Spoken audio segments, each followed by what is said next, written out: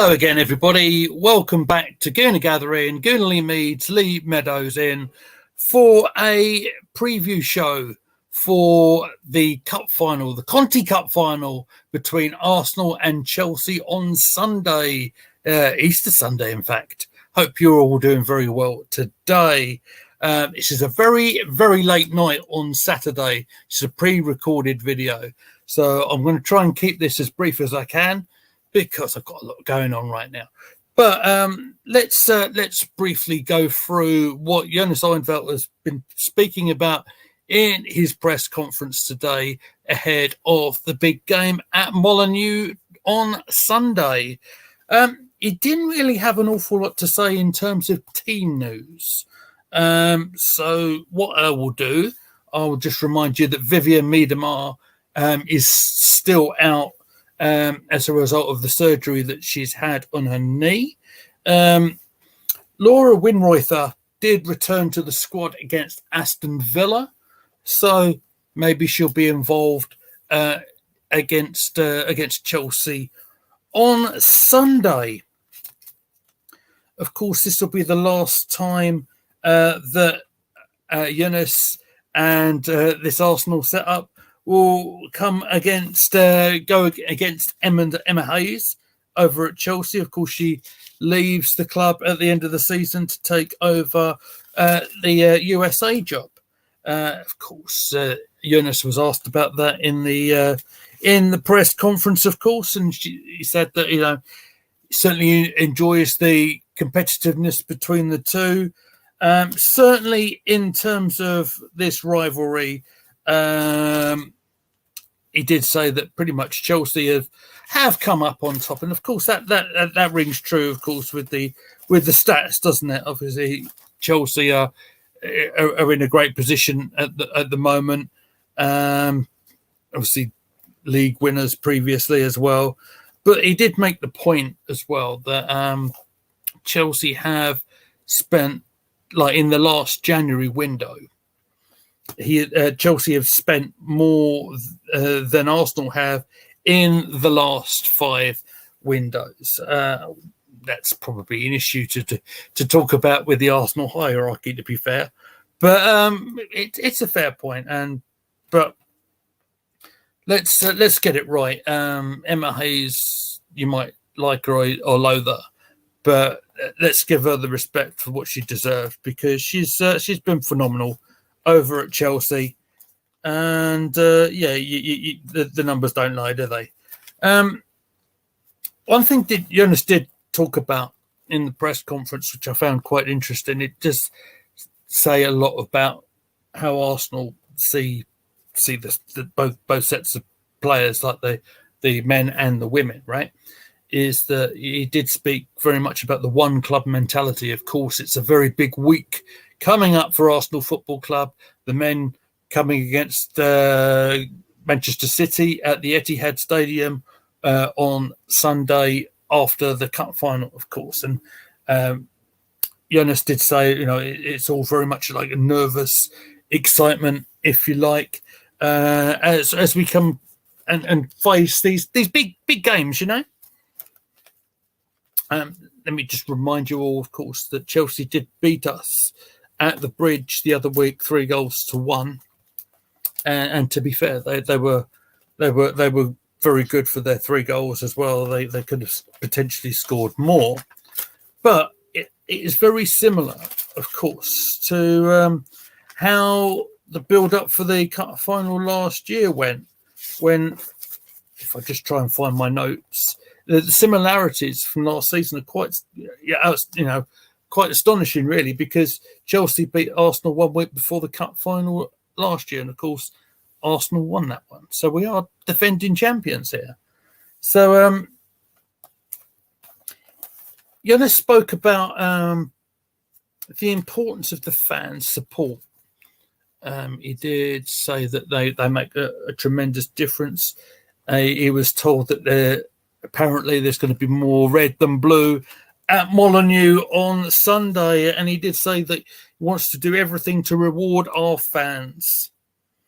He also said that it just shows being it's Easter Sunday, of course, how committed the both fan groups are to go and supporting their sides on the on Easter Sunday, of course.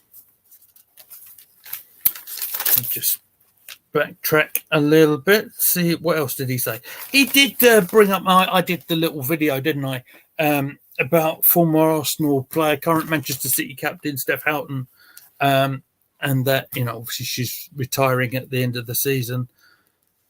Jonas brought up the fact that, of course, he worked with Steph during the international tournament last summer. Mentioned that she's a phenomenal leader and great player, club and country level, phenomenal person, leader, and she can be very proud of her career indeed. That's absolutely true as well. Let me remind you all how Arsenal got to the final, shall I? And let's go from the group stages. Started off with a 3-0 win against Bristol City, and I knew my memory was correct when we did the chat along against Aston Villa, because Lotta Ruben Moy did score in this game. I knew it wasn't her first goal of the season when it came up against Villa, but yes, indeed, all her goals had come in other competitions during the season. Followed it up with a narrow win against Southampton. Amanda Illicet, sorry. Now on leave, she's pregnant, of course, got the all-important winner in that one. Following up with that, a 3-3 draw against our North London rivals, Tottenham, and we won 4-3 on penalties, of course. Blackstenius was involved. She was on the score sheet on this one, as was Marnham, and the late goal, it was an own goal. I remember this. Amy Turner put the ball in her own net to make it go to penalties. And D'Angelo did make the crucial save. And, of course, Jen Beattie, who's, of course, now left the club to play in America, was the one who scored the winning penalty there. Just got to remind myself, was the Reading game in the group as well? I'm not sure if I think Reading was the last game in the group. I think I'm correct here. And we won 6-0 over there. This is the game actually where Leah Williamson came back after her long injury. And it's also a game where Stina Blackstenius got a hat-trick and Beth Mead got a goal. I believe it's the 5th goal in that game. They went on into the knockout stages against the London City Lionesses to win 4-0. That was a double for Chloe Lacasse, a goal for Alicia Russo, and a Kim Little penalty in there as well. And the last game to talk about briefly was the 4-0 win against Aston Villa. Marnham on the score sheet. Lotta Ruben-Moore scored in this one as well. Had an assist as well for one of Sina Blackstenius' goals. She got a hat-trick here. So yes, that was our route to the final. The final itself, of course, is on television. If you're here in the United Kingdom, the final is on BBC Two. The kickoff is at 3:00, and the plan is, as a lot of our colleagues, Matt and Sam, are going to be at the game themselves. Hopefully the plan will be we'll do a review show potentially on the Monday, Easter Monday. We'll speak about how we got on in the final. Of course, myself and Posh Bertie will be doing the live commentary for the men's game, the Manchester City versus Arsenal game at the Etihad Stadium, for at 4:10 in the afternoon on Sunday. So that's just about it for our preview for the game. Let's just wish the Arsenal side all the best of luck in the final. We hope they do well and do us proud, girls. Please don't forget as you leave us right now to give us a like on the video. Please make sure you're subscribed to Gooner Gathering. Make sure you like the video, and you can find us, of course, on our social media platforms. You can find me at Goonerly Meets. You can find us at Gooner Gathering, and you shall see us very soon indeed. Thank you so much.